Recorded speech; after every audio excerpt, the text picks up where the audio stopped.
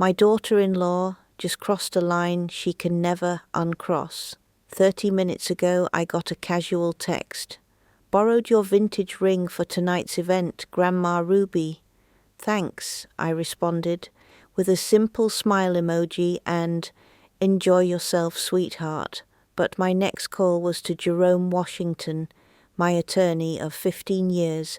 Jerome, I need you to file a theft report immediately. The stolen item is catalogue number 512, a pink diamond ring valued at $3.2 million.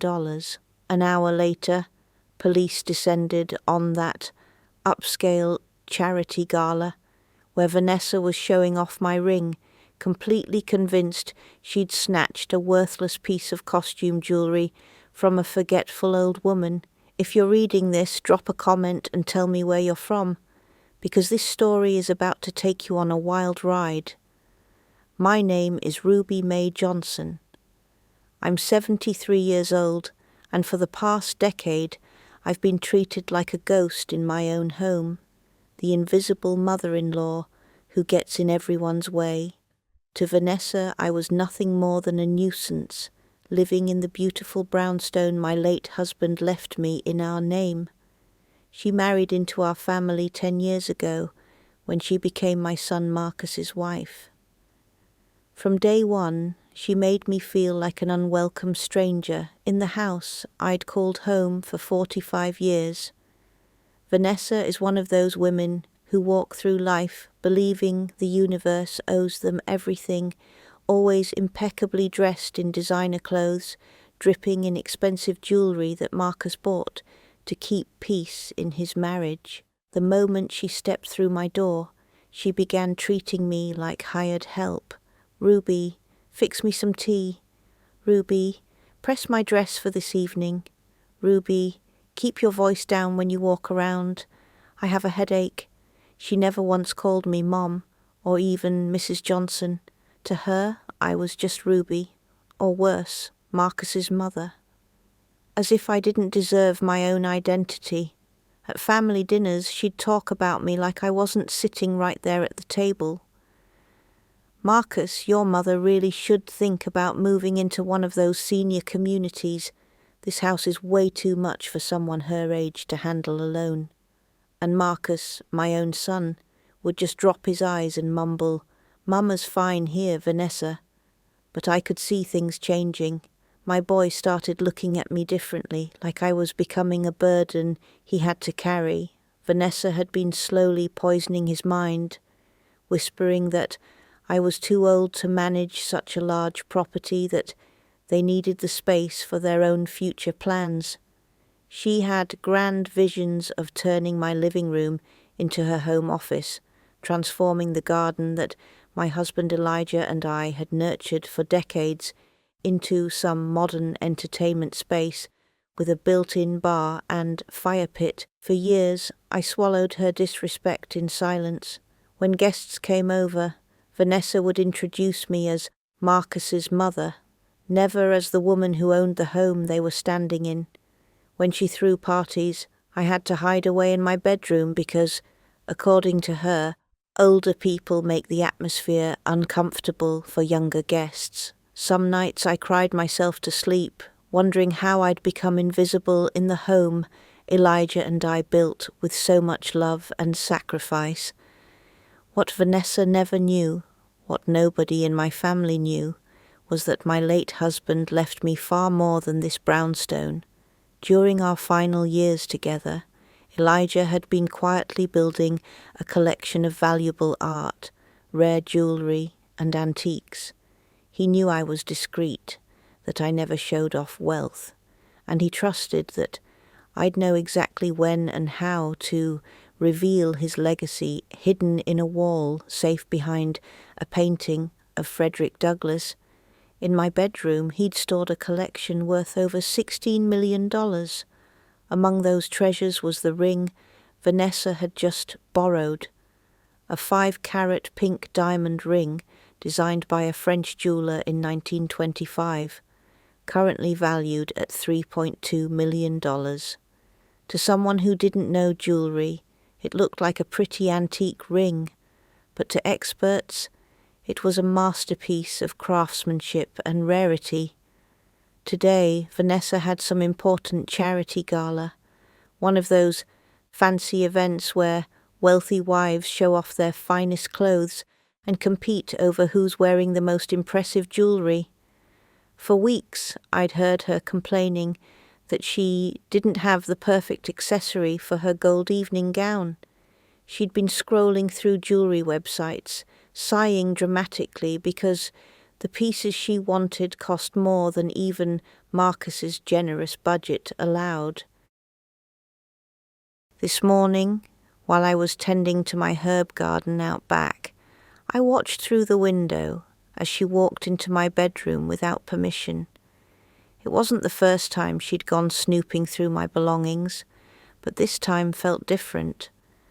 I saw her open my jewelry box, that small mahogany chest where I kept some of my less valuable pieces, and her eyes landed on the pink diamond ring. She picked it up, held it against the sunlight streaming through the window, and I saw that smug smile she always wore when she thought she'd found something she could use. An hour later came that text message: "Borrowed your vintage ring for tonight's event, Grandma Ruby. Thanks." She didn't even ask permission first, just took it, assuming everything I owned was hers for the taking, that I was too old and insignificant to possess anything of real value. When I read that message, something deep inside me shifted. For 10 years I'd endured her condescension, her cruelty, her constant reminders that I was in the way, but taking my ring without permission, that ring which represented one of the most valuable pieces in Elijah's secret collection, that was the final straw. I sat in my garden chair, staring at the message on my phone, and for the first time in years I smiled a real smile. "Enjoy yourself, sweetheart," I texted back. Then I immediately dialed Jerome, my trusted attorney and Elijah's best friend, the only person who knew the complete truth about our hidden fortune. "Jerome," I said, my voice stronger and clearer than it had been in years, "it's time to activate the plan you and Elijah put together. Vanessa just stole catalogue item 512. There was silence on the other end, then Jerome's deep chuckle. "Ruby, are you absolutely certain you want to do this? Once we set this in motion, there's no going back." "I'm certain," I said. "After 10 years of being treated like I'm invisible in my own home, it's time for Vanessa to learn exactly who she's been dealing with. What happens next will shock you, but before I continue, I need to know, have you ever been made to feel invisible in your own home? Drop a comment below and make sure you're subscribed, because part 2 is going to reveal the full extent of Vanessa's betrayal. And trust me, it goes much deeper than anyone could have imagined." Jerome explained the plan carefully. For years, he'd been documenting every single piece of Elijah's collection, officially registering them as high-value items with specific catalogue numbers. Each piece had certificates of authenticity, updated appraisals, and most importantly, comprehensive insurance coverage. The ring Vanessa took was legally registered as item 512, valued at $3.2 million. "I'm calling the insurance company right now," Jerome told me. "According to our protocol, when a registered piece is taken without the owner's written authorization, we must report it as theft immediately. Within 40 minutes, police will have a warrant to recover the stolen property, no matter where it is or who has it." While Jerome made the necessary calls, I sat in my living room and let the memories wash over me. All those times Vanessa made me feel like nothing. The time she hosted a dinner party for Marcus's business colleagues and told me to eat in the kitchen because there wasn't enough seating in the dining room. Last Christmas, when she opened lavish gifts Marcus had bought her, then handed me a cheap drugstore scarf saying, "We kept it simple for you since at your age, you don't need much anymore." I remembered the afternoon her book club friends came over. I was reading in my favourite armchair, the one Elijah bought me for our 20th anniversary, when she walked in and announced in front of everyone, "Ruby, could you give us some privacy? We need to discuss important matters." Her friends looked at me with pity, like I was an old dog that needed to be put outside. But what hurt most was the conversation I'd overheard last week. Vanessa was on the phone with her sister Shanice, and I could hear everything from the hallway. "Girl, this old woman is driving me up the wall," she said. "She's living in this gorgeous brownstone like she's somebody, but look at how she dresses. Look at her cheap jewelry. It's embarrassing. Marcus and I are just waiting for her to decide to move into assisted living, but she's too stubborn. When she finally leaves, I'm renovating this entire house from top to bottom, starting with throwing out all her dusty old furniture and those ugly paintings." That conversation was the moment I decided I couldn't stay silent anymore. Vanessa didn't just disrespect me. She despised everything Elijah and I had built together. She had no idea those ugly paintings she hated were worth more money than she'd earn in several lifetimes. Jerome called back within 20 minutes. "Everything's set, Ruby. The theft report is officially filed. The ring is listed as stolen property valued at $3.2 million. I gave the police the address of the Renaissance Hotel, where the charity gala is happening. They have orders to recover the stolen property immediately." "What's going to happen to Vanessa?" I asked. Jerome sighed. "Ruby, technically she's committed grand larceny. We're talking about $3.2 million. According to Georgia law, she could face 10 to 20 years in prison, but you're the victim here, so you can decide whether you want to press criminal charges or simply recover your property." I told him I needed time to think about it. For now, I just wanted to see Vanessa's face when she realized she'd completely underestimated the useless old woman she'd been disrespecting for a decade. About an hour after the report was filed, my phone rang. It was Marcus, and he sounded absolutely panicked. "Mama, what's going on? The police just showed up at Vanessa's event. They're saying she stole a $3 million ring. This has to be some kind of terrible mistake." "It's not a mistake, son," I replied calmly. "Your wife took a very valuable piece from your father's collection without permission. That ring is worth exactly $3.2 million, and she had no right to take it." "What collection? What are you talking about? Daddy never had anything worth $3 million. Mama, you need to call the police right now and tell them this is all a misunderstanding." It was unbelievable. My own son didn't even know the truth about the fortune his father had accumulated. Elijah had been extremely careful to keep his investments and collections private, even from Marcus. He wanted to protect our family from the dangers that come with visible wealth. Scammers, thieves, distant relatives suddenly appearing with their hands out. "Marcus," I said firmly, "there are many things you don't know about your father and about me. Your wife has just made a very serious mistake, and now she's going to face the consequences. Mama, have you lost your mind? Vanessa is crying. They're treating her like a criminal in front of everyone. Her friends are recording everything on their phones. Her reputation is destroyed." "Her reputation?" I repeated slowly. "What about the 10 years I've spent enduring her, treating me like trash in my own home? What about all the times she humiliated me in front of people? What about that conversation where she told her sister I was embarrassing? Marcus went silent. He knew exactly which conversation I meant because he'd overheard it too and done nothing to defend me. "Mama, please," he finally mumbled. "Vanessa can be difficult sometimes, but she doesn't deserve to go to jail over a misunderstanding." "It wasn't a misunderstanding, Marcus.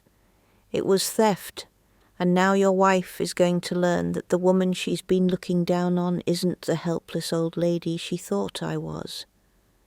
I hung up the phone and sat in silence, processing what had just happened. My son, my own flesh and blood, had spent 10 years watching his wife humiliate me and never once raised his voice to defend me. Now that consequences had arrived, he wanted me to save Vanessa from her own arrogance, but I wasn't going to do it. For the first time in a decade, I wasn't going to be the invisible woman who endured everything in silence and made herself small to keep the peace. 20 minutes later, Jerome arrived at my house with someone I wasn't expecting, a private investigator named Tyrell Brooks. Tyrell was a sharp-dressed man in his mid-50s who specialized in fraud and art theft cases.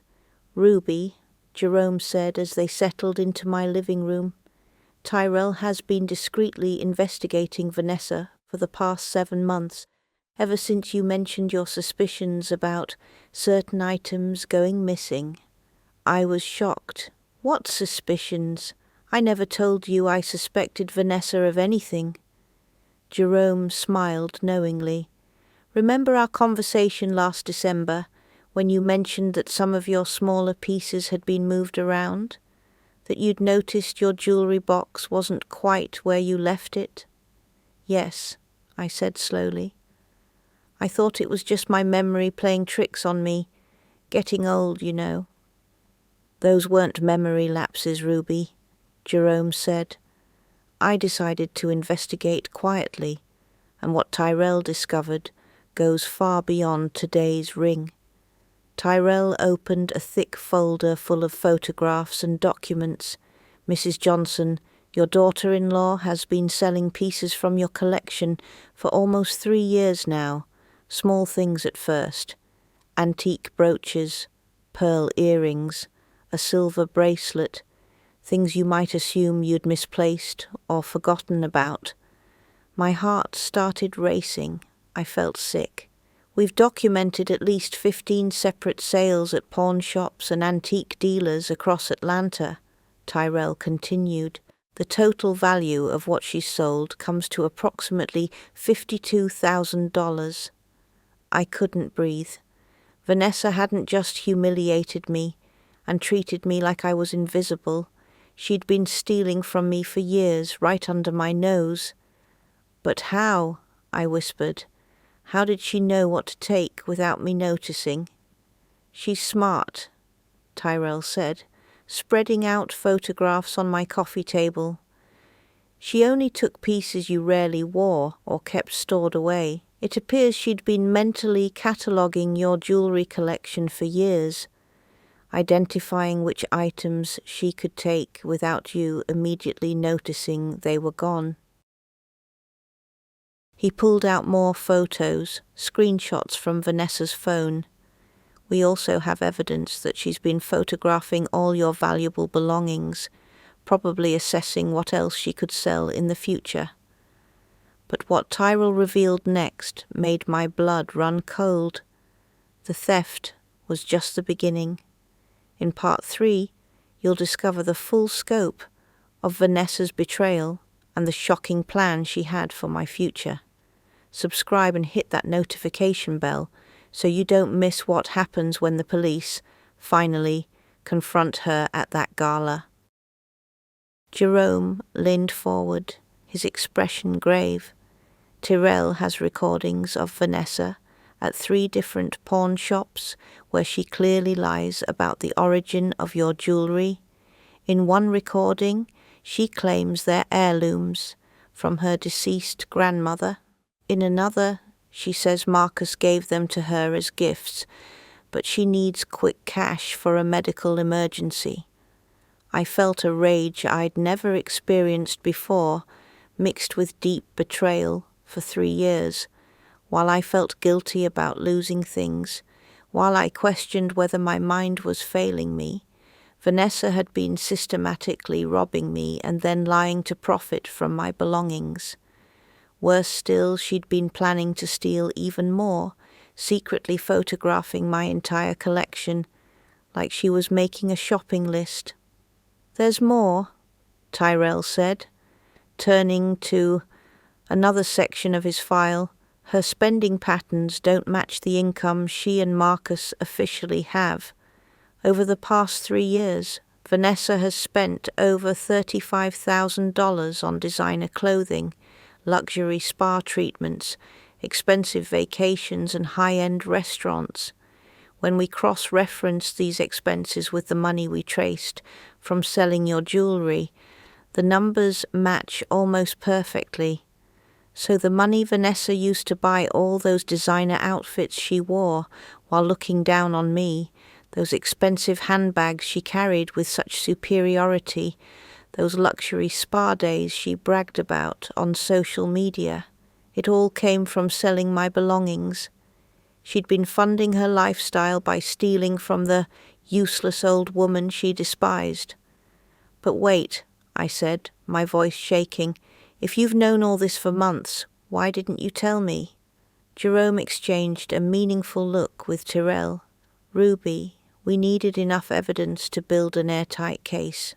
We also wanted to wait until she made a mistake big enough that she couldn't deny it or manipulate the situation. Today's theft of the $3.2 million ring is exactly that mistake. This is grand larceny, impossible to explain away." At that moment, my phone rang unknown number, but I answered. "Mrs. Johnson." It was a woman's voice I didn't recognize. She sounded professional but stressed. "This is Detective Keisha Williams from the Atlanta Police Department. We're at the Renaissance Hotel with your daughter-in-law, Vanessa Johnson.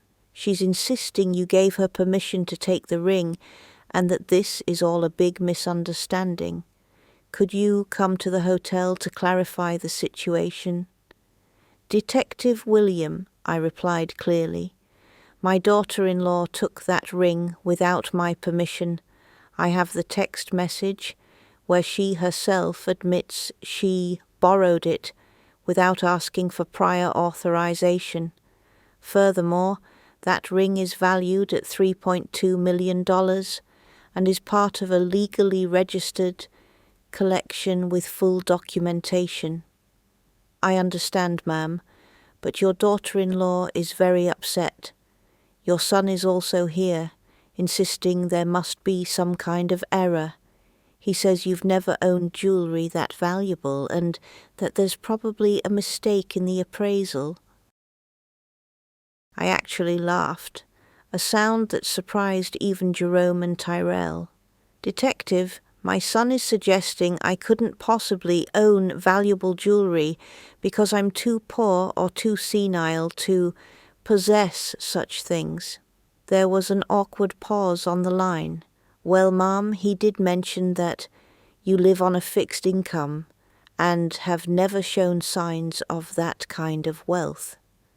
"Detective Williams, I'll be there within the hour, and I'll bring my attorney and all the documentation that proves not only that the ring is mine, but also that my daughter-in-law has been stealing from me for years.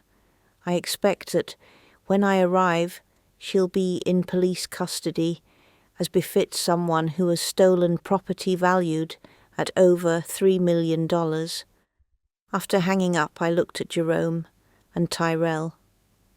"Gentlemen, it's time for Vanessa and my son to learn exactly who they've been dealing with all these years."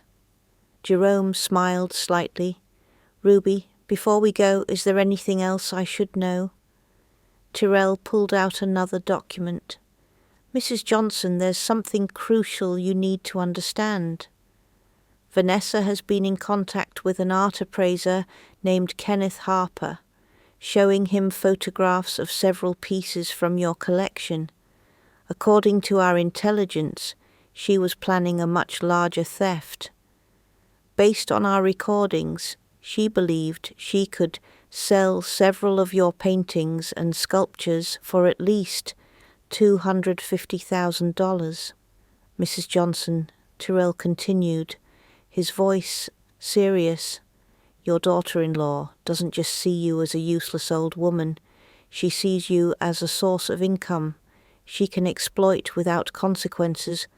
In her own recorded words during a phone conversation with that appraiser, she said, "The old lady doesn't even know what she has. I could take half her stuff and she'd never realize it.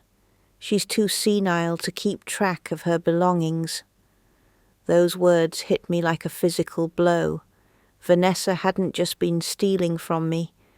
She'd been laughing at me, considering me too stupid and helpless to notice her crimes. She'd been planning to rob me on a massive scale, taking advantage of what she perceived as my mental decline.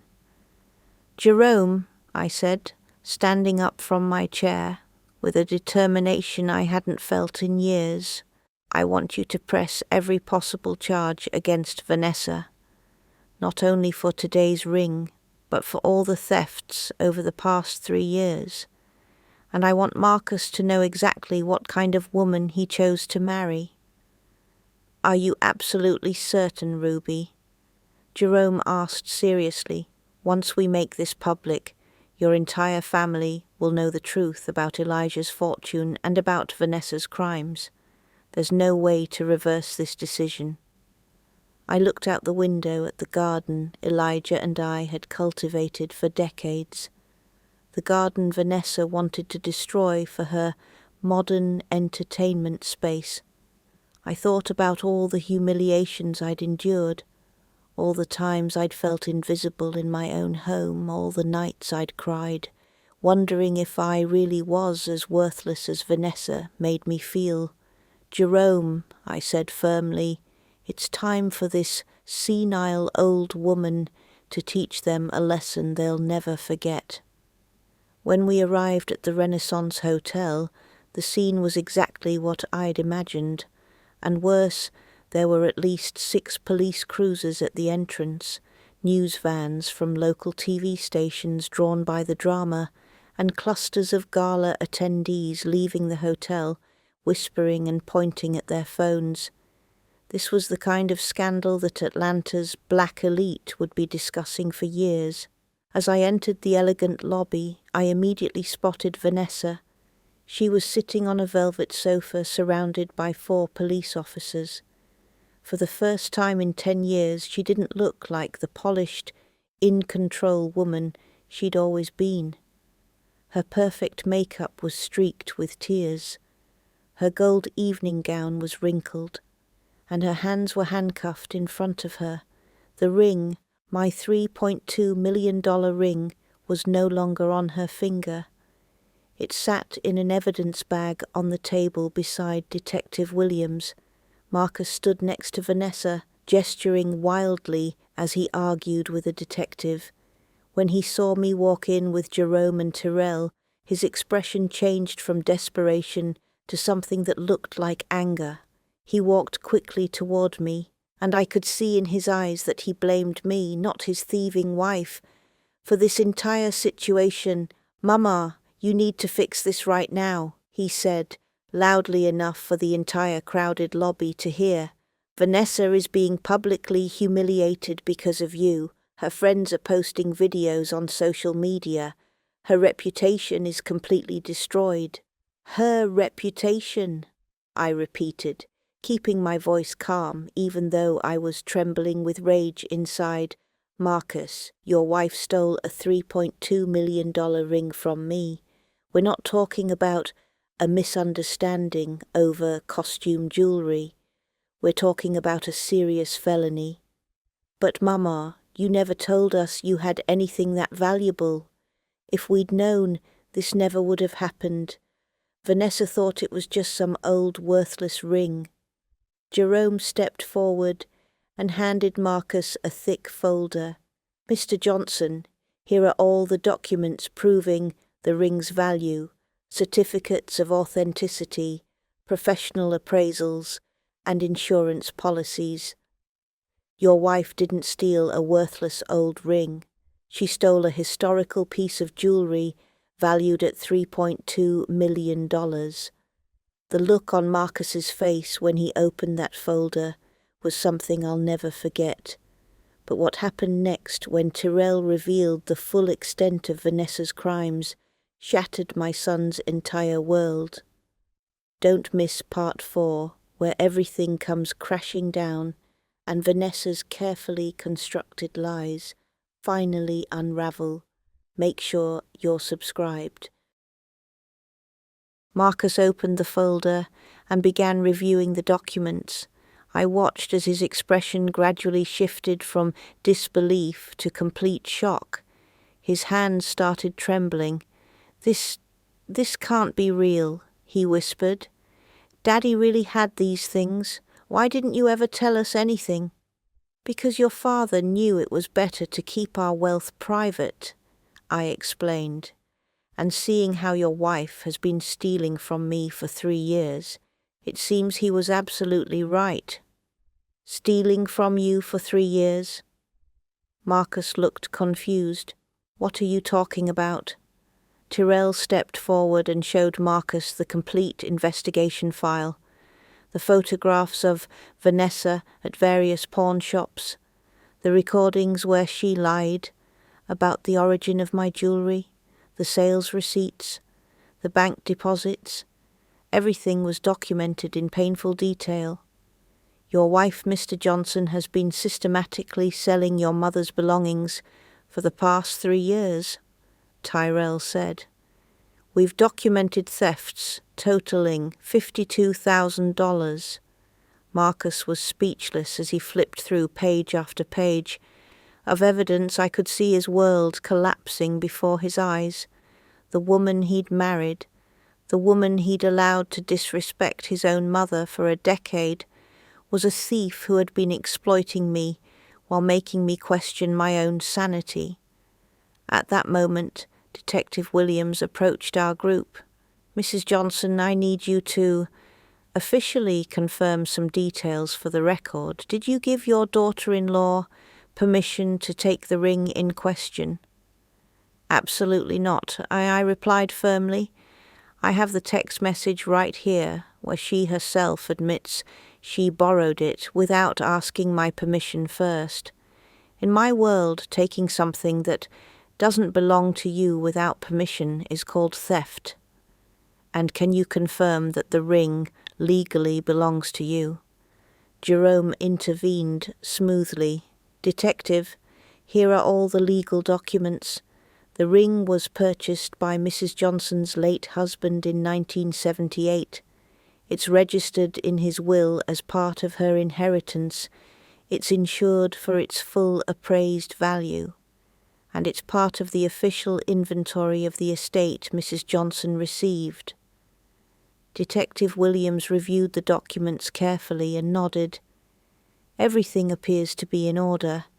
Mrs. Johnson, do you wish to press criminal charges against your daughter-in-law?" Before I could answer, Vanessa screamed from her seat across the lobby, "Ruby, please, it was just a misunderstanding. You know I would never intentionally hurt you. I've always treated you with nothing but respect." I turned to face her slowly. For the first time in 10 years, Vanessa was speaking to me with desperation instead of contempt. For the first time she needed me instead of treating me like I was invisible. "Respect?" I asked, walking toward where she sat. "You call 10 years of humiliation respect?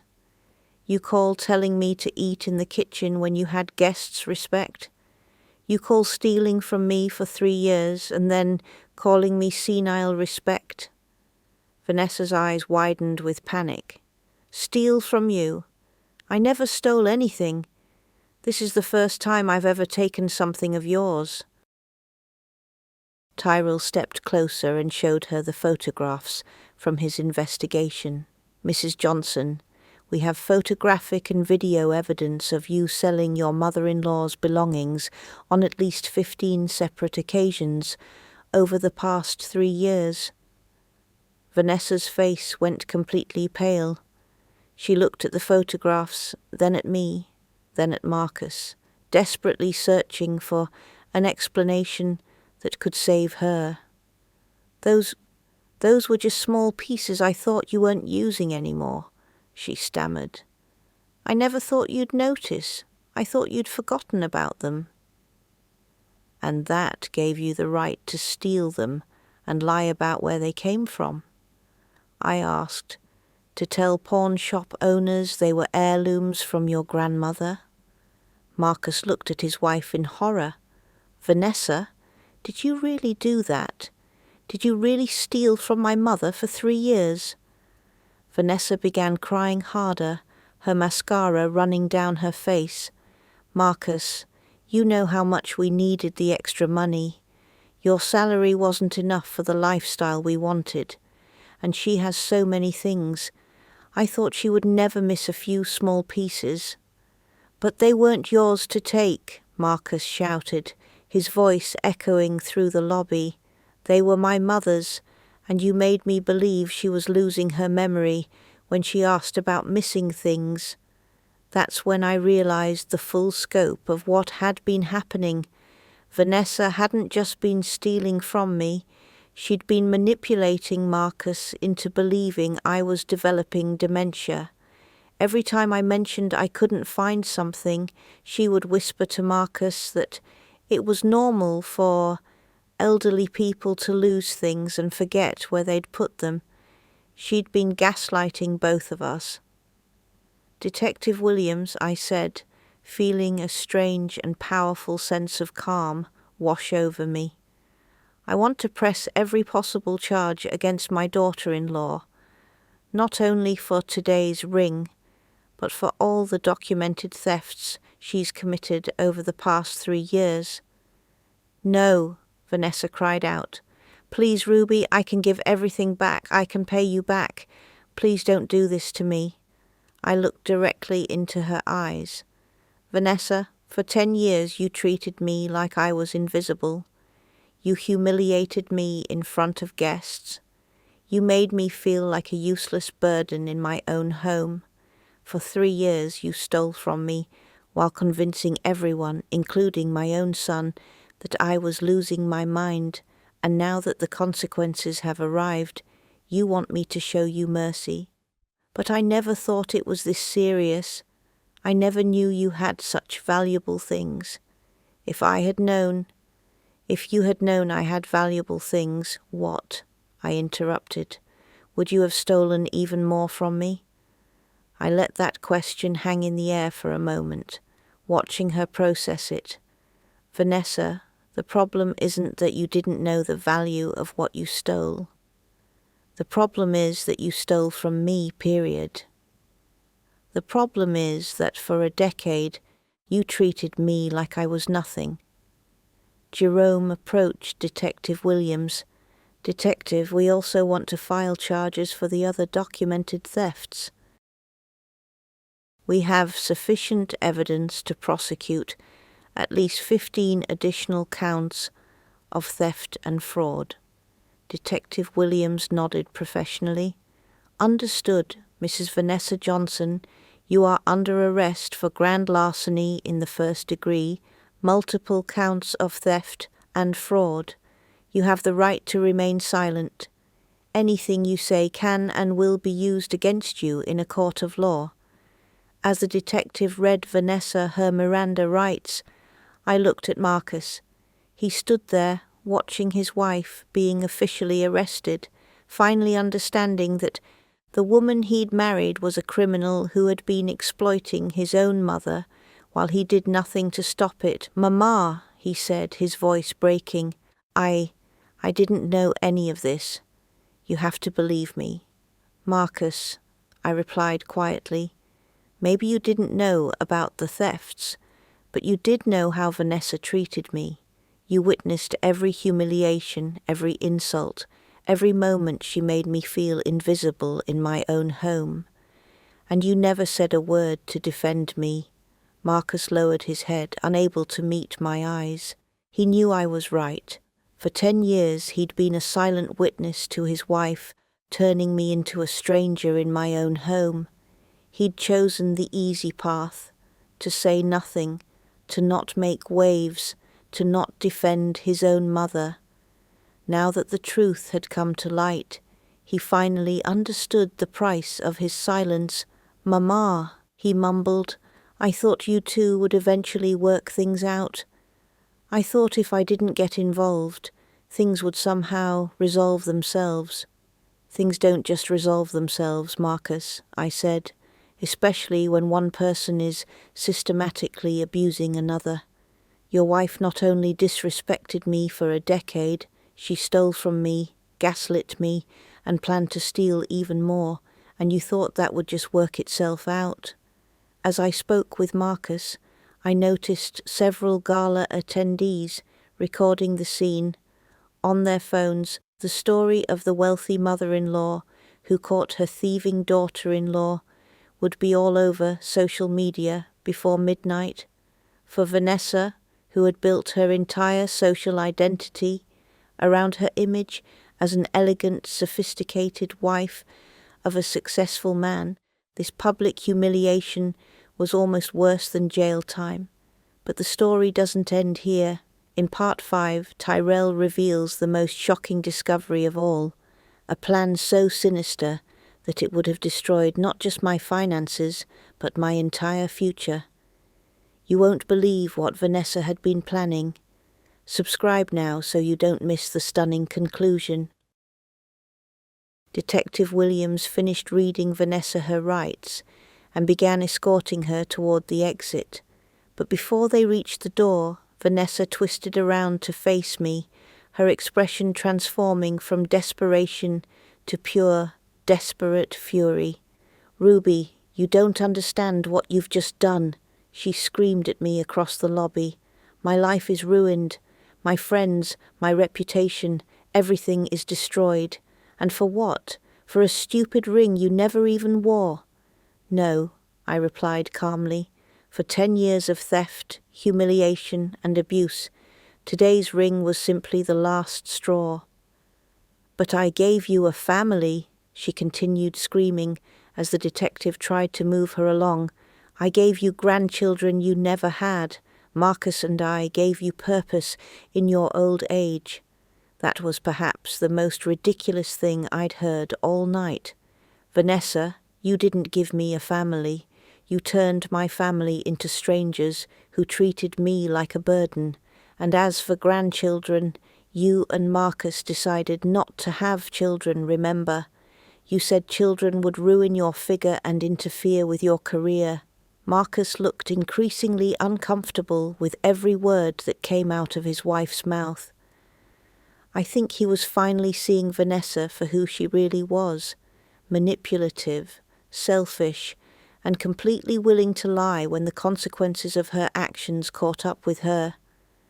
"Ruby," Vanessa yelled as the detective firmly guided her toward the door. "If you go through with this, you're going to lose your son forever.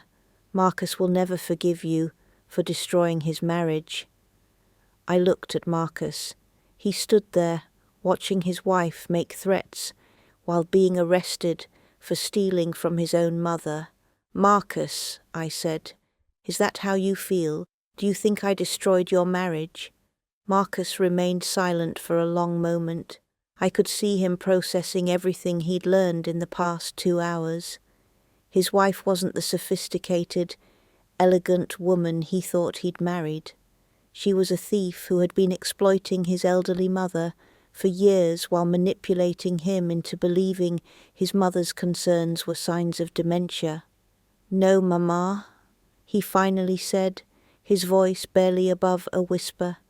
"My marriage was destroyed the moment Vanessa decided to steal from you. For the first time, I just didn't realize it until now." Vanessa's mouth dropped open. For once she was completely speechless. She'd been counting on Marcus to blame me for her problems, as he'd done so many times before, but this time the evidence was too overwhelming and the lies too obvious. After Vanessa was taken away in a police cruiser, Tyrell handed me an additional folder, one I hadn't seen yet. "Mrs. Johnson, there's something else you need to know," he said gravely. "During our investigation, we discovered that Vanessa has been in contact with an attorney who specializes in elder law and estate planning, a lawyer named Patricia Montgomery." Marcus's face went even paler. "What does that mean?" "It means," Jerome explained, "that your wife wasn't only stealing from your mother in the present. She was planning for the future, researching legal ways to challenge your father's will and potentially take control of the entire inheritance after your mother passed away." Tyrell added, "We found email correspondence between Vanessa and this attorney discussing the possibility of having your mother declared legally incompetent. The plan was to demonstrate that Mrs. Johnson had severe dementia and therefore lacked the legal capacity to manage her finances or property." My blood ran cold. She was planning to have me declared incompetent? "Yes," Tyrell continued, opening the folder to show me printed emails. "In one message, Vanessa mentions that you've been frequently losing things, and that this could be used as evidence of cognitive decline. Of course, now we know you weren't losing things. She was stealing them, and then using your natural confusion as proof you were mentally declining." Marcus sat down heavily in a lobby chair, his head in his hands. "Oh my God," he mumbled. She was planning to take everything from you." "Not only that," Jerome said. "We also found evidence that she'd been pressuring Marcus to convince you to move into a senior living facility. Once you were institutionalized, it would have been much easier to obtain a court order declaring you mentally incompetent. I remembered all those conversations where Vanessa would subtly suggest I was too old to live alone, that I needed professional care, that I'd be so much happier in a place designed for people my age. It wasn't genuine concern for my well-being. It was a calculated strategy to seize my fortune and leave me with nothing. Mrs. Johnson," Tyrell said seriously, "your daughter-in-law is far more dangerous than we initially thought. We're not just talking about a woman who impulsively took some jewelry. We're talking about someone who developed a long-term plan to steal your entire inheritance and have you declared mentally incompetent to legally justify it." Marcus lifted his head and looked at me with tears streaming down his face. "Mama, I never suspected any of this. When Vanessa suggested the assisted living facility, I thought she genuinely cared about your safety and well-being. I thought she was being thoughtful." "Marcus," I said, sitting beside him, "your wife manipulated you just as much as she manipulated me. She knew exactly what to say to make you believe her intentions were good, while she was actually planning to destroy both of us." Jerome closed his folder and looked at me seriously. "Ruby, with all this evidence, the district attorney will likely offer Vanessa a plea deal, but depending on how we proceed, she could face anywhere from 8 to 20 years in federal prison." "What about the money she already stole?" I asked. "Can we get it back?" "Most of the pieces she sold were purchased by private collectors and pawn shops," Tyrell explained. "We're going to be able to track down and recover approximately 50 to 60% of the stolen items' value. The rest was already spent on her lavish lifestyle, the designer clothes, expensive trips, luxury spa treatments." Marcus sighed deeply, his whole body sagging with exhaustion and shame. Mama, what happens now? What happens to me? What happens to our family? It was a good question. In the span of 3 hours, my family had been completely transformed. My daughter-in-law was arrested and facing serious prison time. My son finally understood he'd been married to a criminal who was planning to institutionalize me and steal everything. And I, the senile old woman who'd been invisible for 10 years, was suddenly the center of everyone's attention. "Marcus," I said, taking his hand, "what happens now is that you need to decide what kind of man you want to be. For 10 years, you were a silent accomplice to your wife's mistreatment of me. Now you know the truth about who she really is. The question is, what are you going to do with that information?" "Mama, I want to make things right between us. I want to fix all the years I didn't defend you." "Making things right isn't about money, son. It's about respect. It's about never again allowing anyone to treat me like I'm invisible in my own home." Marcus nodded, wiping his eyes. Can I stay with you tonight? I don't want to be alone in that house after everything that's happened." For the first time in 10 years, my son was asking something of me instead of demanding that I accommodate his wife's needs. "Of course you can stay, Marcus," I said, "but tomorrow we need to have a serious conversation about how we're going to rebuild our relationship." As we left the hotel together, I could see the story was already trending on local news websites and social media. Wealthy Atlanta woman catches daughter-in-law stealing $3.2 million ring. By morning, the entire city would know that Ruby Mae Johnson, the invisible old woman everyone had dismissed, had turned out to be a woman with far more power than anyone had imagined. The next morning, I woke up feeling different. For the first time in 10 years, I woke up in my own house without feeling like an intruder. Marcus had slept in his old bedroom, and when I came downstairs for breakfast, I found him in the kitchen making coffee, something he hadn't done for me in over a decade. "Good morning, Mama," he said, and there was something different in his voice. Respect. A silent apology in every word. "Good morning, son." I sat at the kitchen table where Elijah and I had shared breakfast for 40 years, the same table where Vanessa had made me feel like an unwelcome guest for so long. Marcus placed a cup of coffee in front of me and sat across from me. "Mama, I couldn't sleep last night.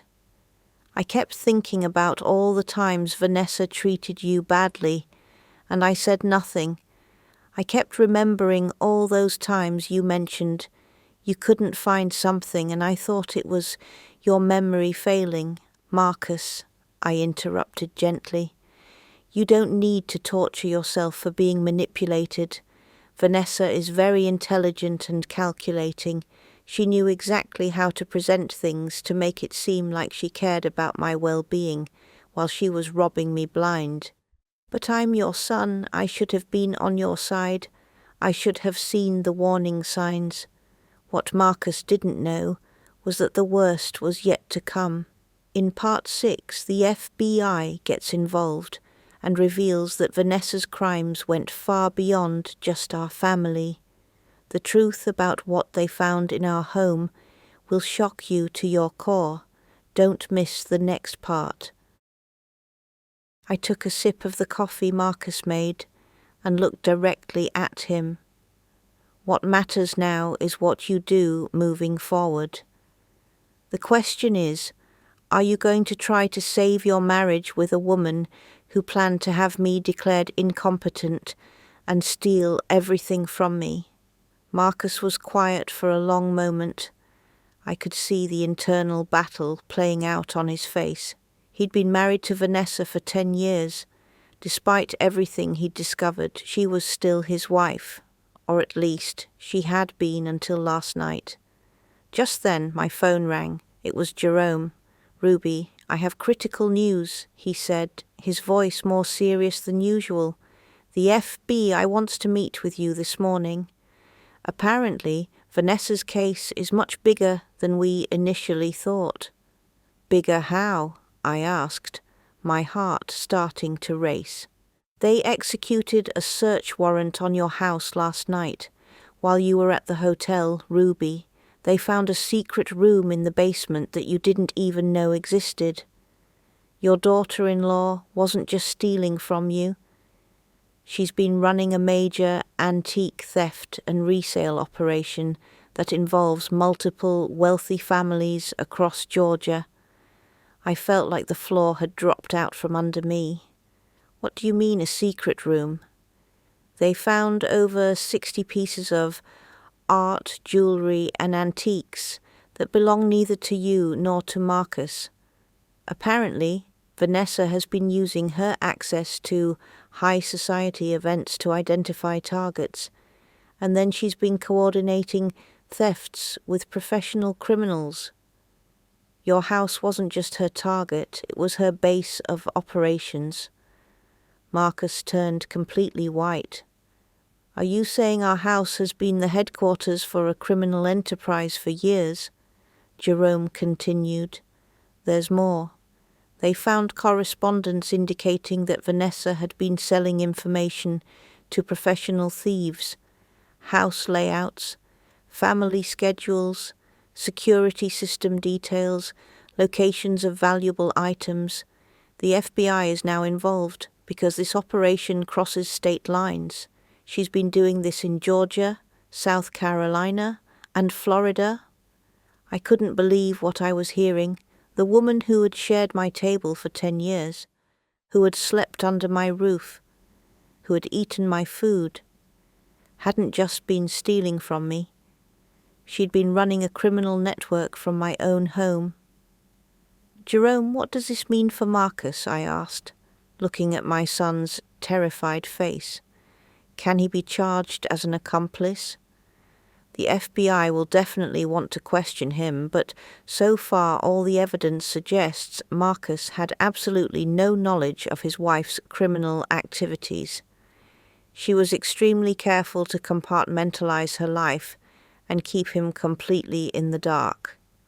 After I hung up, Marcus and I sat in stunned silence. My home, the brownstone Elijah and I had built our life in, where we'd raised Marcus, where we'd celebrated holidays and anniversaries, had been violated in ways I was only beginning to comprehend. "Mama," Marcus finally said, "how is it possible I was married to a criminal for 10 years and never realized it? How did I miss all the signs?" "Because she wanted you to miss them, son," I replied. "People like Vanessa are experts at living double lives. To you, she was the elegant wife who went to charity events and book clubs. To me, she was the cruel daughter-in-law who made me feel worthless, and to her criminal associates, she was something else entirely. She kept every part of her life completely separate."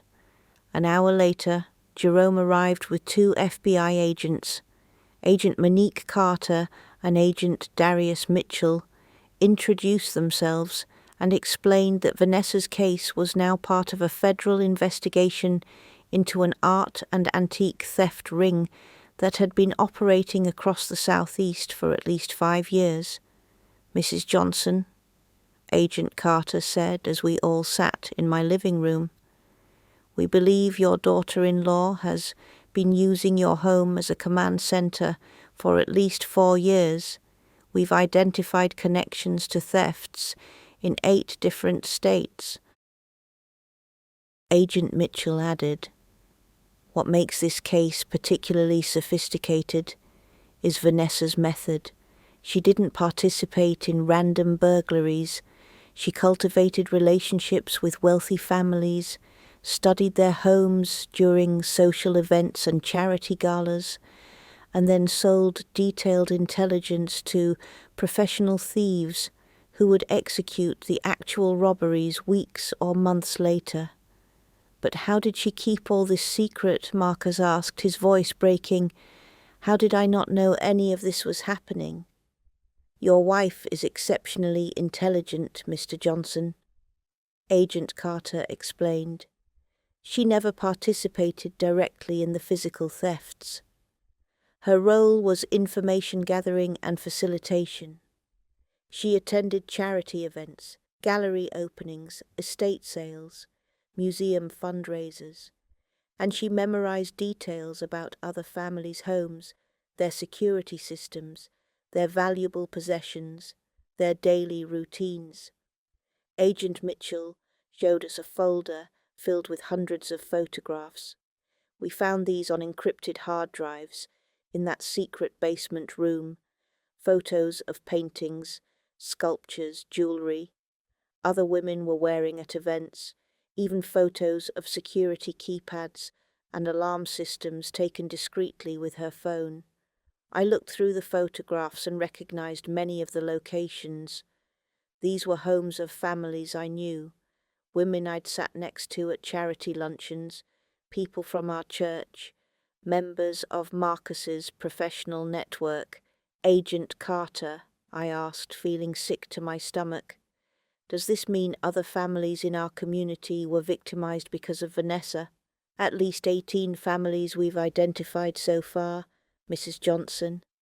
The total value of thefts we've connected to her operation exceeds $4.7 million, and those are just the cases we know about.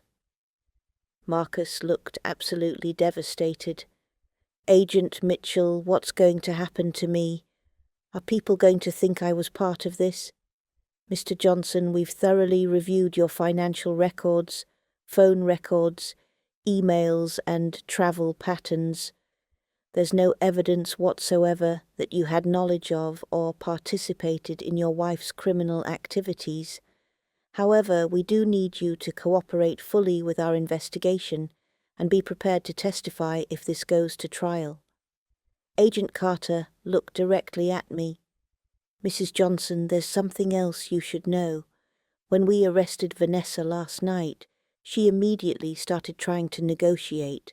She's offering detailed information about her entire criminal network in exchange for a reduced sentence. What kind of information? I asked. Names of all her accomplices, details about unsolved thefts going back 5 years, locations where stolen items are hidden or stored, contact information for corrupt dealers who buy stolen art. She's willing to dismantle her entire organization to avoid spending the next 25 years in federal prison. Jerome leaned forward. And what does that mean for Ruby's case? How much prison time are we talking about if Vanessa cooperates? If her testimony helps us solve all these connected cases and leads to arrests of other members of the network, she could potentially face 8 to 12 years instead of 25 to 30. Agent Mitchell explained.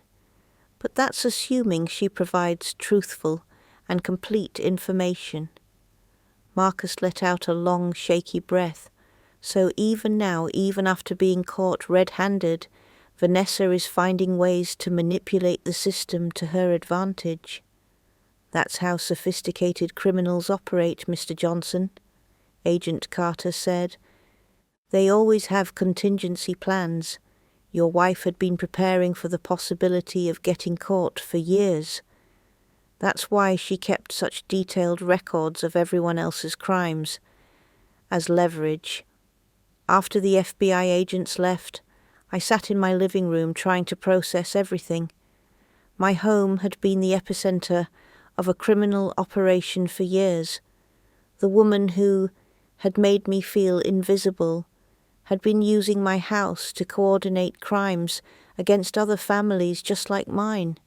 Mama, Marcus said, sitting beside me on the sofa.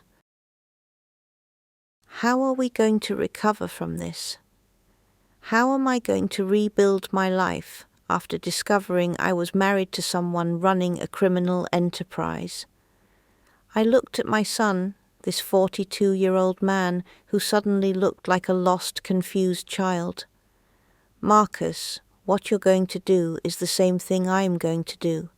We're not going to let Vanessa define the rest of our lives. She lied to you, stole from me, and used our family as cover for her crimes. But now that we know the truth, we have the power to decide what happens next. And what do you want to happen, Mama? I smiled, feeling a strength rising inside me that I hadn't experienced in years. Son, I'm going to show the world exactly who Ruby Mae Johnson really is, and I'm going to make sure no other family has to go through what we've endured. What do you mean? I mean that sometimes the worst experiences in life can be transformed into something powerful and good. Vanessa tried to destroy me, to make me invisible, to steal everything Elijah and I built, but instead she's given me a purpose I never knew I needed. In part 7, Ruby's story takes an unexpected turn that will inspire you. She transforms her pain into power and becomes a voice for thousands of silenced victims. But there's one final confrontation with Vanessa that will leave you speechless. Don't miss it. Subscribe and hit that notification bell.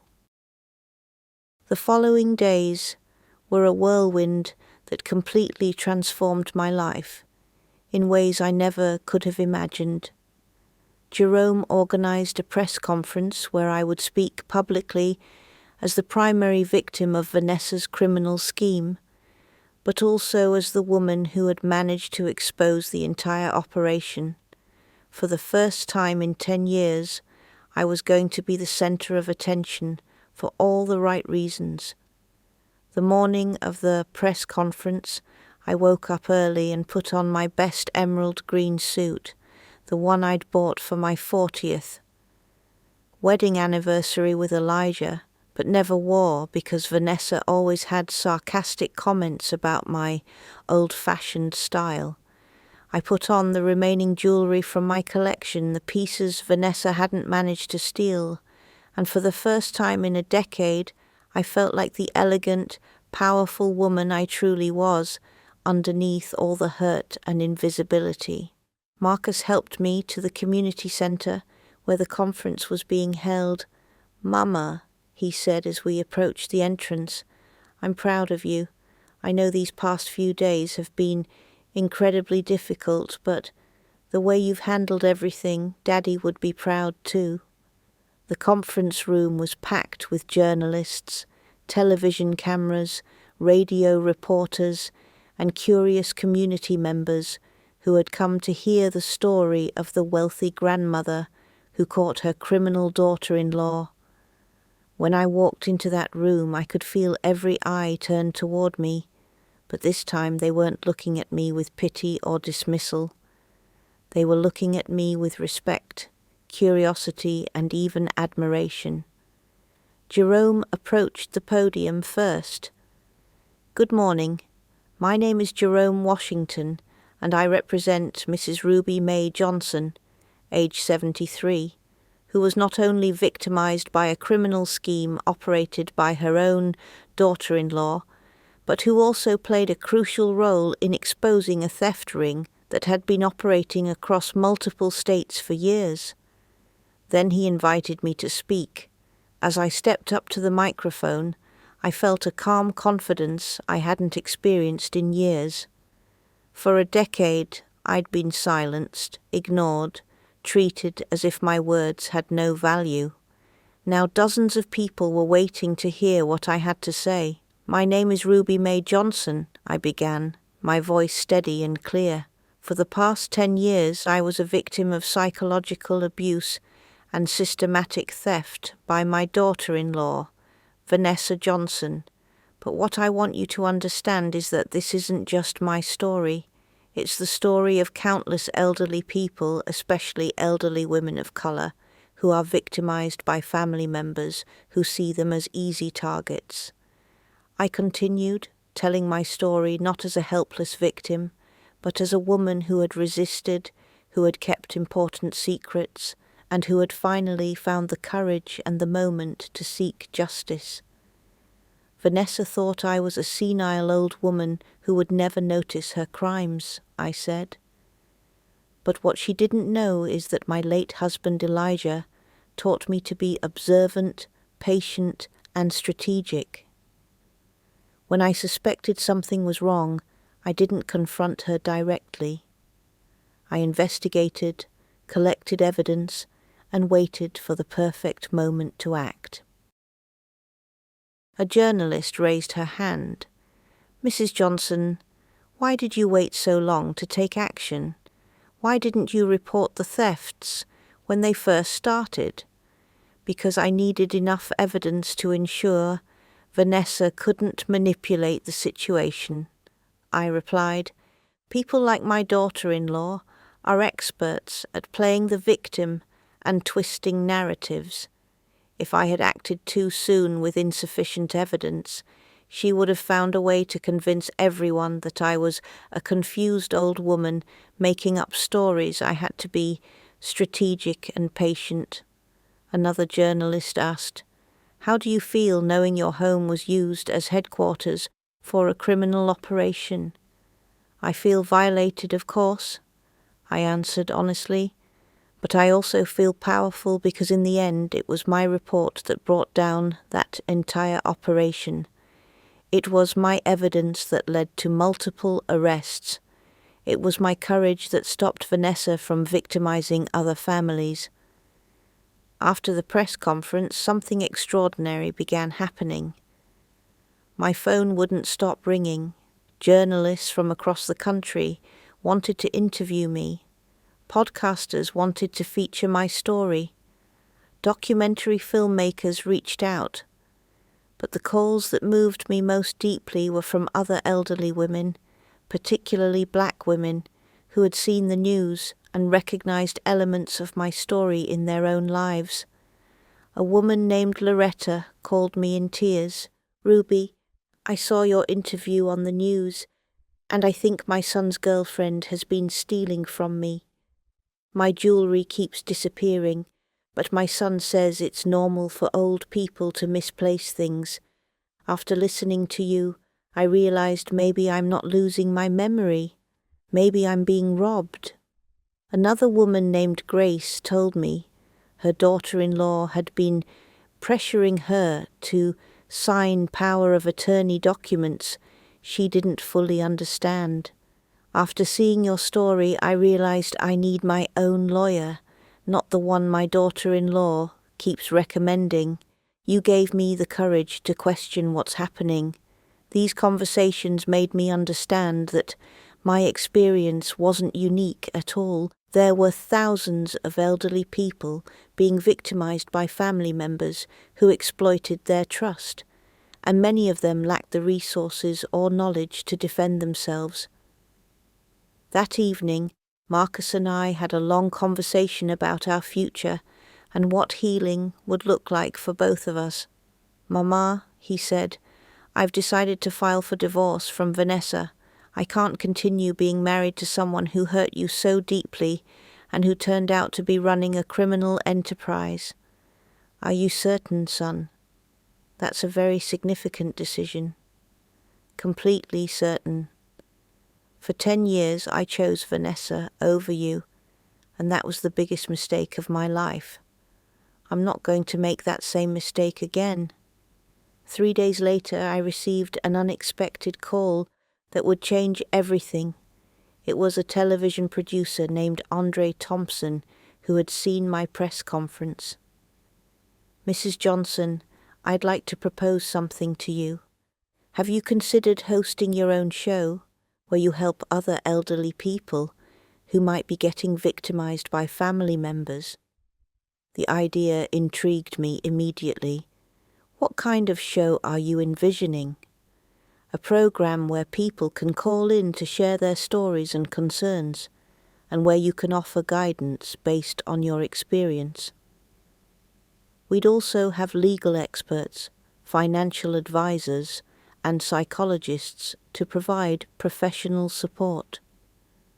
We're thinking of calling it Ruby's Wisdom, or something that honors your strength and knowledge." For the first time in my life, someone was offering me a platform to use my experience and knowledge to help others. For 73 years, I'd been the devoted wife, the sacrificing mother, the invisible mother-in-law. Now I finally had an opportunity to be something more, an advocate, an educator, a voice for people who had been silenced like me. "Andre," I said, "I'm very interested in your proposal, but I have some conditions. First, the show needs to focus specifically on elder abuse in the Black community because our stories are often overlooked. Second, I want a portion of any profits to fund free legal services for elderly people who can't afford attorneys. And third, I need creative control to ensure we're truly helping people, not just exploiting their pain for entertainment. Mrs. Johnson, I think those are excellent conditions, and I'm confident we can work with all of them." Andre replied that night as I prepared for bed in my house where I finally felt like I belonged again. I reflected on everything that had changed in just 1 week. 7 days ago, I was the invisible old woman everyone ignored and dismissed. Now I was a public figure whose story had inspired hundreds of people to examine their own family situations and stand up for themselves. My phone buzzed with a text message. It was from a woman named Keisha, who had watched my press conference online. "Ruby, I wanted you to know your story gave me the courage to report my nephew, who had been forging my signature on checks and stealing my Social Security payments. Thanks to your example, I found my voice and got the help I needed. Your courage inspired me to find my own courage." These messages arrived regularly now, people from across the country who had found strength to defend themselves. After hearing my story, it was proof that the pain I had suffered was being transformed into something positive and powerful, something that could protect other families from predators like Vanessa. Vanessa had spent 10 years trying to steal my value, my dignity, my very identity, but in the end it had been that very experience that gave me a purpose greater than I'd ever imagined. The useless old woman had discovered she was far more powerful than anyone, including herself, had ever realized. But the story isn't over yet. In part 8, Ruby receives an unexpected phone call from prison that will test everything she's learned about forgiveness and justice. And there's a new woman in Marcus's life who will show Ruby what a real daughter-in-law relationship should look like. Don't miss the emotional conclusion. Subscribe now. 2 weeks after the press conference, my life had taken a direction I never could have predicted. Ruby's wisdom had become a phenomenon, not just locally but nationally. We were receiving thousands of calls every week from elderly people who finally found the courage to share their stories of family abuse and financial exploitation. Jerome had officially established the Ruby Mae Johnson Foundation for Elder Protection with an initial funding of $250,000 from my inheritance, money that Vanessa had been planning to steal. The irony wasn't lost on me. The fortune she'd tried to take was now being used to protect people from criminals exactly like her.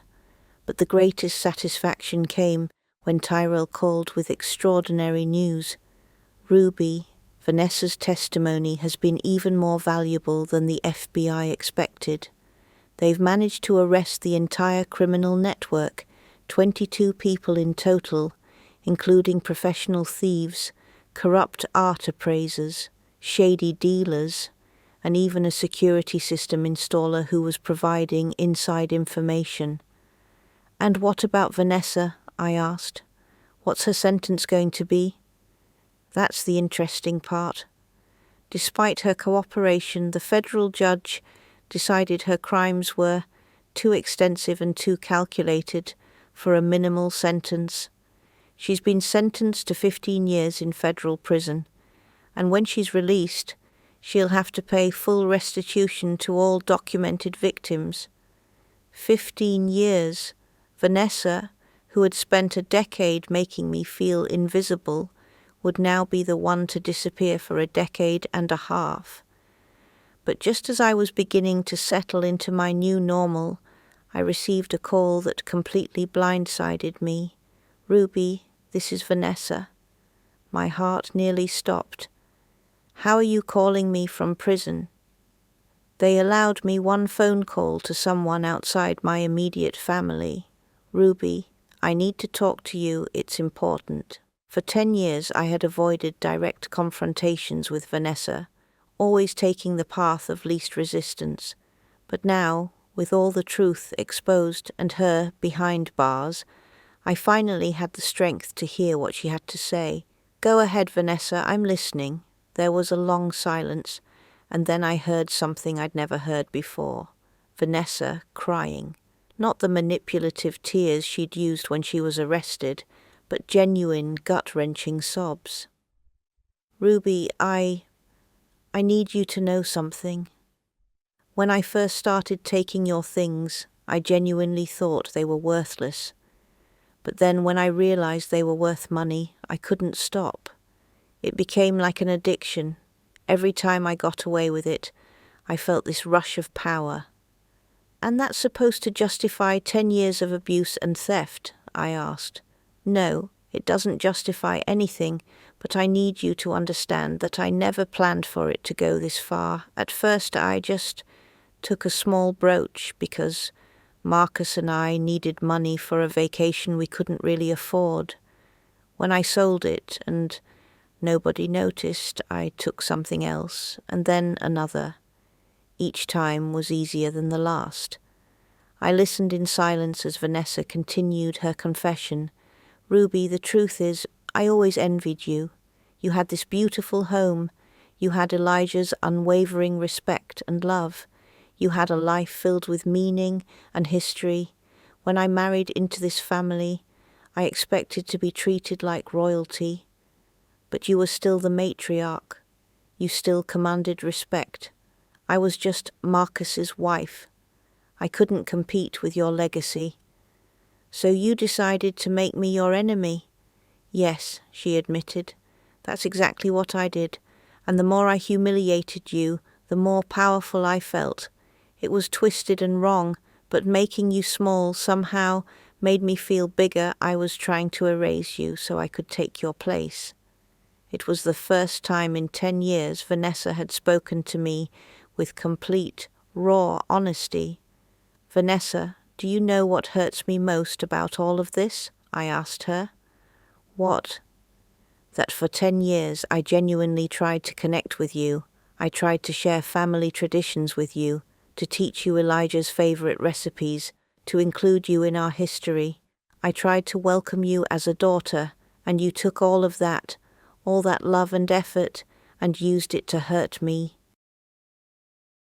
"I know," she whispered. "I know, and it's what destroys me now. Ruby, sitting in this prison cell, I've had nothing but time to think.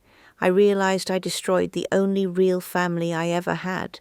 My own parents abandoned me when I was 17. Your family was the only one that ever gave me a chance to belong to something real, and I threw it all away because of jealousy and greed. You didn't just throw it away, Vanessa. You weaponized it. You turned love into pain and family into a war zone. And now I've lost everything. Marcus called me yesterday to tell me the divorce papers are finalized. He said he can't be married to someone who hurt you so deeply. I've lost my husband, my freedom, my reputation, everything." I could hear the genuine anguish in her voice, and despite everything she'd done, I felt a twinge of sadness for all the wasted opportunities and destroyed relationships. "Vanessa, why are you telling me all this now? What do you want from me?" "I don't want anything," she said quietly. I just wanted you to know that I finally understand what I lost. Not just my freedom, not just my marriage. I lost the opportunity to have a real mother, to have someone who genuinely cared about me.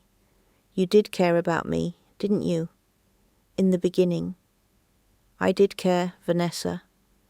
For years I really tried to understand why you seemed to resent me so much. I blamed myself, thinking I'd done something wrong or said something offensive.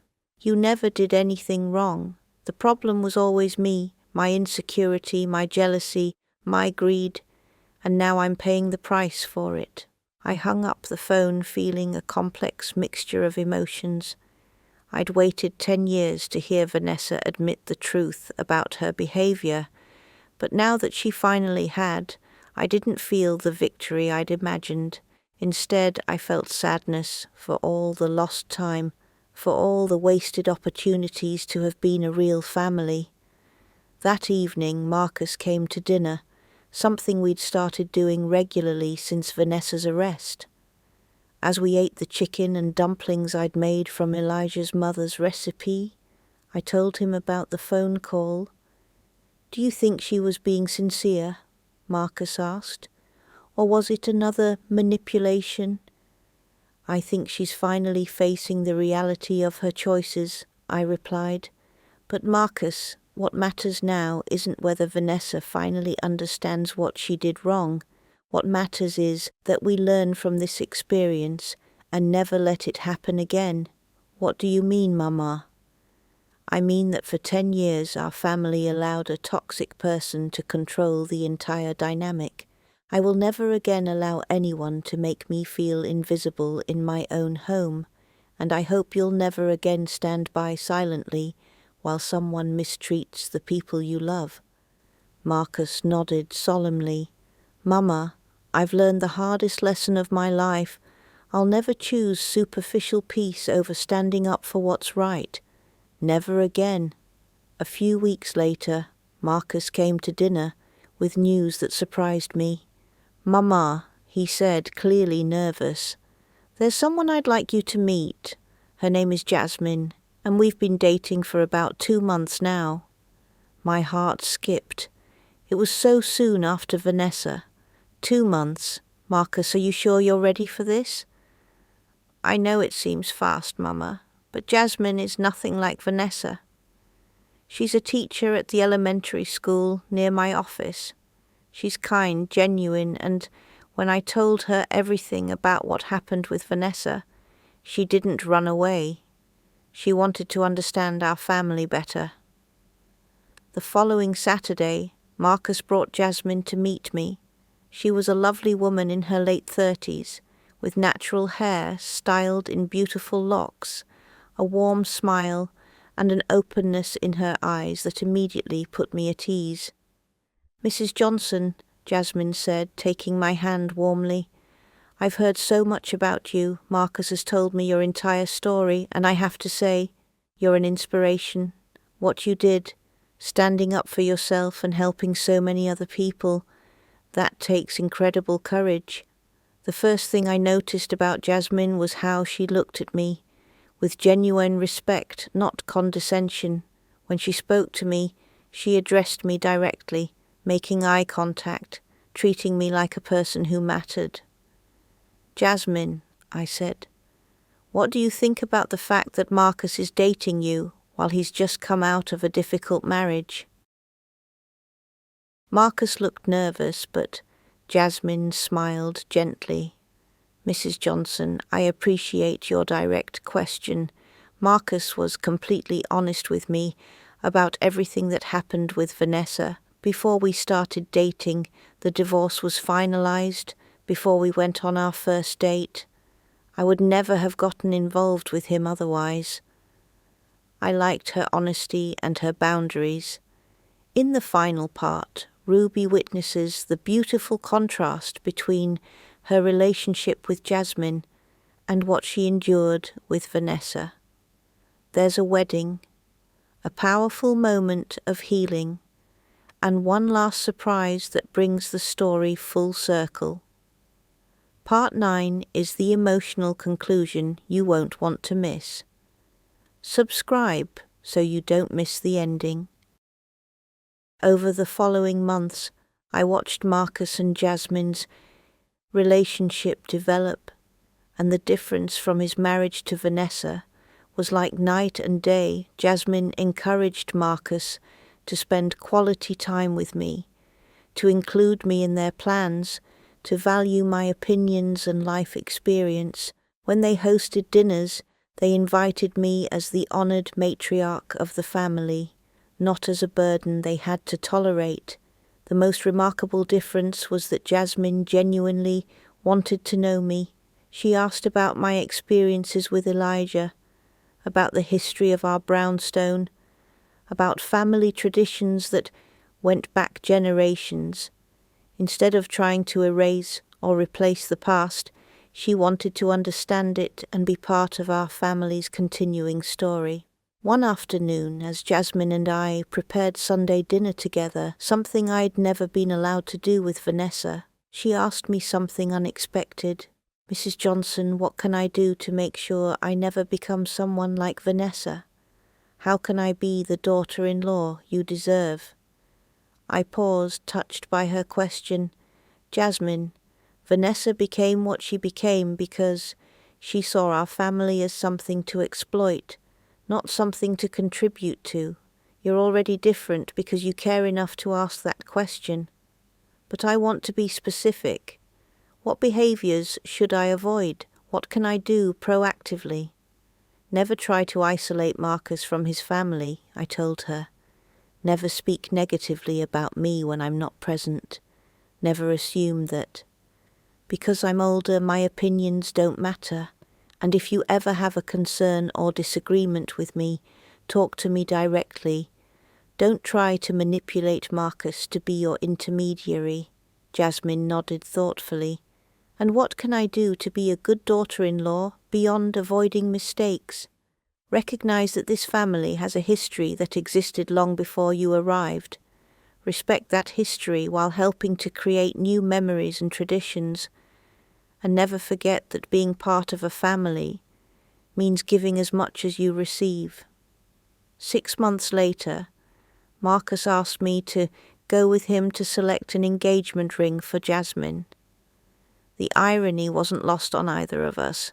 This whole journey had started with Vanessa stealing a ring, and now here we were, choosing a ring to symbolize genuine love and commitment. "Mama," Marcus said as we examined different options at the jeweler, "do you think I'm making the right decision? Do you think Jasmine and I can build something lasting after everything that happened?" "Marcus, the difference between Jasmine and Vanessa is fundamental. Jasmine sees our family as something precious that she wants to honor and protect. Vanessa saw our family as something she could exploit for her own gain. That difference means everything." The proposal was perfect and meaningful. Marcus planned it at our brownstone in the garden where Elijah and I had planted flowers decades ago, the same garden Vanessa had wanted to destroy. When Jasmine said yes, the first thing she did was walk over to embrace me. "Mrs. Johnson," she said with tears in her eyes, "I hope I can be the daughter-in-law you deserve." "Jasmine," I replied, holding her close, "you already are." The wedding day arrived 6 months later, and it was the most joyful family celebration we'd had in over a decade. Jasmine had insisted the ceremony be held in our garden, honoring the legacy Elijah and I had built together. During the ceremony, Marcus asked me to say a few words. I stood before the gathered guests, family, friends, and supporters who had followed my story, and spoke from my heart. 2 years ago, I believed my family story had ended with betrayal and heartbreak, but today I understand that painful chapter was simply the end of one story and the beginning of another. Jasmine, welcome to a family that now knows how to value mutual respect, honesty, and genuine love. Welcome home, daughter. There wasn't a dry eye in that garden. After the ceremony, as guests celebrated with food, music, and dancing, I received a text message that caught me completely off guard. It was from a woman named Brenda who had been watching Ruby's Wisdom since the first episode. Ruby, I wanted you to know that your story gave me the courage to report my daughter who had been stealing my prescription medication to sell it. Thanks to your example, I found my voice and got the help I needed. Now my daughter is in rehabilitation and our relationship is slowly healing. Your courage inspired mine. These messages arrived almost daily now. People from across the country and even internationally who had found strength to defend themselves after hearing my story. Each message was proof that my pain had been transformed into something powerful and protective. That evening, after all the guests had departed, I sat alone in my garden under the stars, reflecting on the extraordinary journey of the past 2 years.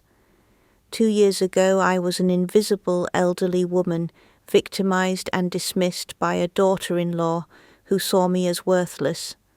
Now I was a nationally recognized advocate for elder rights, the host of a successful television program, and the proud matriarch of a family rebuilt on foundations of honesty and love. My phone rang one final time. It was Jerome. Ruby, I have the final update on Vanessa's case. Her appeal was just rejected by the federal court. She's going to serve the full 15 years of her sentence. And how do I feel about that? I asked myself aloud. Only you can answer that question, Jerome replied gently. The truth was, I no longer felt anger toward Vanessa. I felt something closer to pity mixed with sadness. She had been given the opportunity to be part of a genuine loving family, and she destroyed it through greed, jealousy, and cruelty.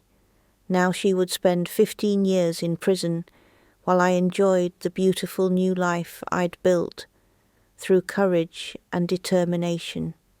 Jerome, I said, Vanessa is no longer part of my story. My story now is about the thousands of families we've helped through the foundation. It's about the new relationship I have with Marcus. It's about my wonderful daughter-in-law, Jasmine, who shows me daily what real family love looks like. It's about the legacy I'm building, one that will outlast me and continue protecting vulnerable people for generations.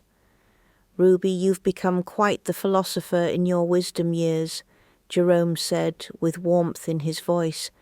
After we hung up, I looked up at the stars and whispered, Elijah, I hope you're proud. The invisible woman you married, the one who almost lost everything, she found her voice, her power, and her purpose. 3 months later, Ruby's wisdom expanded to a national syndication deal. The Ruby Mae Johnson Foundation had helped over 2,000 families identify and stop financial exploitation schemes. Against elderly people, we'd recovered over $3 million in stolen assets and helped prosecute 17 additional cases of elder abuse. But the achievement that meant the most to me came on a quiet Tuesday afternoon. Jasmine came to visit, and as we sat in the living room with tea, something Vanessa had never once done with me, she placed her hand on her stomach with a shy smile. Mrs. Johnson, Mama Ruby, she said, using the name she'd started calling me. Marcus and I wanted you to be the first to know. We're having a baby. You're going to be a grandmother. I burst into tears, tears of joy I hadn't known I could still feel. After 10 years of Vanessa telling me I'd never have grandchildren, after years of feeling like my family line would end with Marcus, I was finally going to experience the blessing of a grandchild. And Mama Ruby, Jasmine continued, if it's a girl, We want to name her Eloise Ruby, honoring both you and Grandpa Elijah. We want her to know the strength she comes from. That evening I sat in my garden, the garden that had witnessed so much pain and was now witnessing so much healing, and I understood something profound. Vanessa had tried to make me invisible, to convince me I had no value, that I was too old and useless to matter. But in fighting back, in refusing to accept her narrative, in transforming my pain into purpose, I had discovered that I was never invisible at all. I had always mattered. I had always had value. I had always been worthy of respect and love. I just needed to remember it. And in remembering, I had helped thousands of other people remember their own worth too. The sweetest revenge against Vanessa wasn't seeing her go to prison. The sweetest revenge was discovering who I truly was when I finally found the courage to stand up for myself. The sweetest revenge was building a life so beautiful, so meaningful, so filled with love and purpose that her attempts to destroy me had actually made me stronger.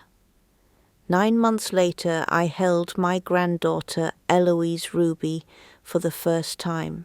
As I looked into her tiny face, I made her a silent promise. She would grow up knowing her grandmother was never invisible, never worthless, never someone to be dismissed or disrespected. She would grow up knowing that Ruby Mae Johnson was a woman who transformed pain into power, who turned victimization into advocacy, who refused to let anyone define her worth. She would grow up knowing that sometimes the hardest battles lead to the most beautiful victories, and she would grow up knowing that no matter what challenges she faced, she came from a line of strong women who never, ever gave up. If this story touched you, inspired you, or made you think about the elderly people in your own life, please share it. Drop a comment below telling me what you'd do in Ruby's situation, and let me know where you're watching from. I love hearing from you all around the world. Remember, if you or someone you know is experiencing elder abuse, there are resources available. You don't have to face it alone. Your voice matters. Your worth is not determined by your age. You are never too old to stand up for yourself. Subscribe for more powerful stories about resilience, courage, and the strength we discover when we refuse to be invisible. This is Ruby Mae Johnson's story, but it could inspire your story too. Thank you for being part of this journey. Until next time, remember, you matter. You've always mattered. Don't let anyone convince you otherwise.